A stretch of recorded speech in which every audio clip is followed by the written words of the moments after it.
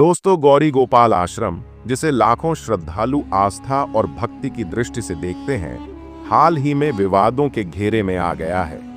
इस आश्रम से जुड़ी कई बातें सामने आई हैं, जिनमें से कुछ लोगों के मन में सवाल खड़े कर रही हैं, तो कुछ इसके समर्थन में खड़ी हैं। एक ब्लॉगर, जो स्वयं को निष्पक्ष समीक्षक बताते हैं, आश्रम में गए और वहां की व्यवस्थाओं को लेकर गंभीर आरोप लगाए।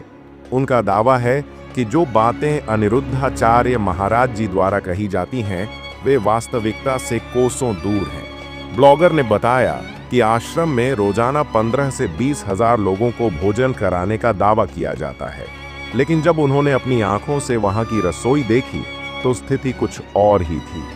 उनका कहना था कि वहां सिर्फ साधारण दाल चावल परोसा जा रहा था, जिसमें कोई विशेष स्वाद भी नहीं था। इसके अलावा उन्होंने वृद्ध माताओं की सेवा व्यवस्था पर भी सवाल उठाए।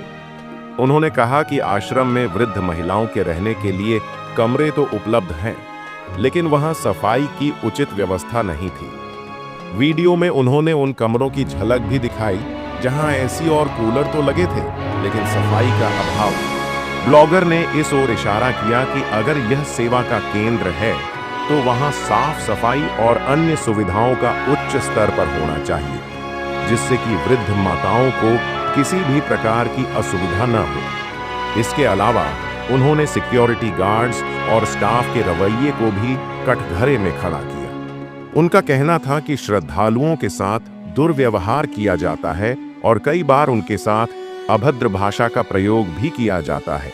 वीडियो में यह भी दिखाया गया कि कुछ श्रद्धालु और गार्ड्स के बीच बहस हो रही थी, जिससे यह अंदाजा लगाया जा सकता था कि वहां का माहौल हमेशा भक्तिमय और शांतिपूर्ण नहीं रहता। हालांकि इस वीडियो के सामने आते ही कई लोगों ने इसे झूठा और भ्रामक बताया। उनके अनुसार ब्लॉगर ने केवल नकारात्मक पक्ष को ही उजागर किया, जबकि आश्रम में कई अच्छे कार्य भी किए जा रहे हैं। कई श्रद्धालुओं ने कहा कि वे वर्षों से आश्रम आ रहे हैं और उन्होंने वहां हमेशा शुद्ध और ताज़ा भोजन पाया है, भले ही वह साधारण ही क्यों न हो। उन्होंने यह भी कहा कि वृद्ध माताओं के लिए उचित सुविधाएं उपलब्ध कराई जाती हैं और सफाई की व्यवस्था भी रोजाना की जाती है।